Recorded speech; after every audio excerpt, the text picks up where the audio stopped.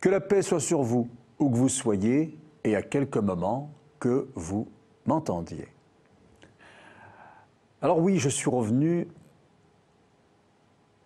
du Mali et de Guinée-Conakry, où justement j'ai pu voir que la révolution naturelle, celle à laquelle j'appelle, est une solution pour nos problèmes. Dès le premier jour, c'est frappant. La révolution naturelle, je le rappelle, c'est tout un programme au quotidien dans la vie de tout un chacun pour rééquilibrer avec la révolution numérique qui a pris toute la place. La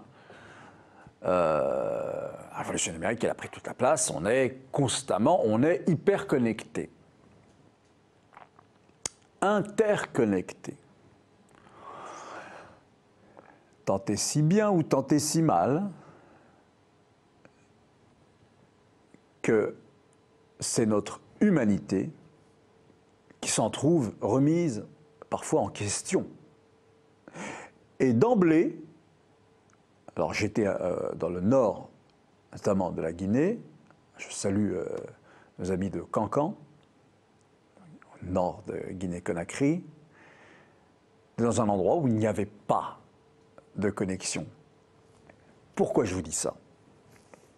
Je vous dis ça parce que 3-4 semaines avant, j'étais à Los Angeles, où là, c'est la Californie, et c'est le berceau d'Internet et de l'hyperconnexion. C'est le cerveau du monde actuel, la Californie. C'est là-bas qu'on pense pour transformer le monde, la Silicon Valley, etc., etc., la prétentieuse San Francisco. Eh bien là-bas, tout le monde est connecté, et quand vous rentrez dans un café aujourd'hui à LA, Los Angeles, vous n'entendez aucun bruit. Si vous y alliez il y a quelques années de cela, ça grouillait, c'était bruyant, les gens se parlaient, s'embrouillaient, etc. Un café normal. Aujourd'hui, vous entrez, pas de bruit parce que tout le monde est constamment sur sa tablette ou sur son smartphone. Imaginez. Vous êtes dans le hall d'un hôtel ou d'une auberge de jeunesse, une auberge de jeunesse, là où les gens refaisaient le monde. Et vous n'entendez pas un bruit. Personne ne se regarde. Ils sont tous sur leur écran. Eh bien, au Mali ou en Guinée, ce qu'on appelle avec mépris les PMA, les pays les moins avancés, tout le monde continue à se parler et à se regarder. Parce qu'il n'y a pas justement, cette révolution numérique n'a pas encore pris place sur la sphère publique. Oui, vous avez quelques privilégiés qui ont évidemment cela, et moins privilégiés même, mais ça n'a pas pris toute la place. Ce qui fait, je le répète, que les gens continuent à se regarder et à se parler alors que à Los Angeles, dans un café, dans une auberge de jeunesse, dans un hôtel, les gens sont constamment sur leur écran. Vous voyez la différence? Alors est-ce qu'on va, nous qui sommes hyper connectés à Paris, dans les autres grandes villes d'Europe ou du monde, on va donc renoncer à la révolution numérique? Non, on ne le fera jamais. Est-ce qu'on va complètement rejoindre ce qui se fait dans ces pays d'Afrique? Non plus, on ne le fera jamais. Mais nous devons trouver un juste équilibre pour notre propre santé, notre propre intérêt, notre propre bien vivre. Bien vivre pour soi et bien vivre avec les autres, ensemble. C'est de cela dont il s'agit. Vous savez, il y a là-bas un fleuve majestueux qui s'appelle le Niger. On peut même trouver, en quelques lieues, des hippopotames et des crocodiles. Mais encore faut-il le regarder, ce Niger. Regardez cette végétation extraordinaire qui l'entoure. Mais quand on est constamment sur sa tablette,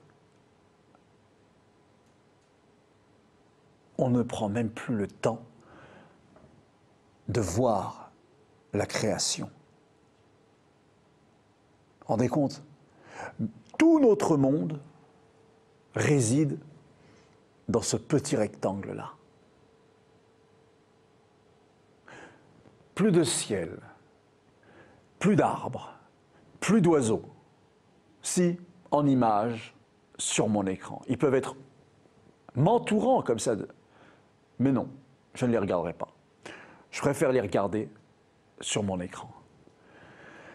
Et donc les gens qui étaient avec moi, parce qu'il n'y avait pas de mode de connexion, eh bien nous avons fait connaissance. Nous avons mieux fait connaissance. C'est extraordinaire quand même. Des gens qui vivent ici, à Paris, il a fallu aller à des milliers de kilomètres de là pour faire connaissance,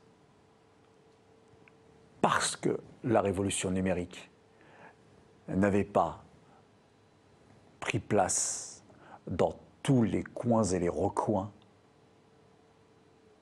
de la vie des habitants de la Guinée ou du Mali. Alors je me suis demandé qui étaient les plus forts, ceux qui avaient besoin de cette connexion permanente ou ceux qui pouvaient aisément s'en passer. La réponse, vous la devinez. Donc je vous invite, moi, véritablement, vous savez, même cette image m'est venue, des personnes qui vont se relaxer, qui vont faire du yoga, qui vont, très bien, qui vont méditer. Hein, de la spiritualité dans la vie, c'est très bien. Bah, je vous invite à rajouter une chose. Allez faire un tour à Cancan.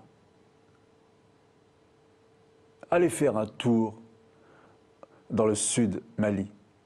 Allez rencontrer ces gens. Allez voir à quel point ils sont beaux, ils sont dignes, ils sont fiers, ils sont forts. Et ils sont pas encore complètement connectés. Ils ont beaucoup de choses à vous apprendre. À bientôt.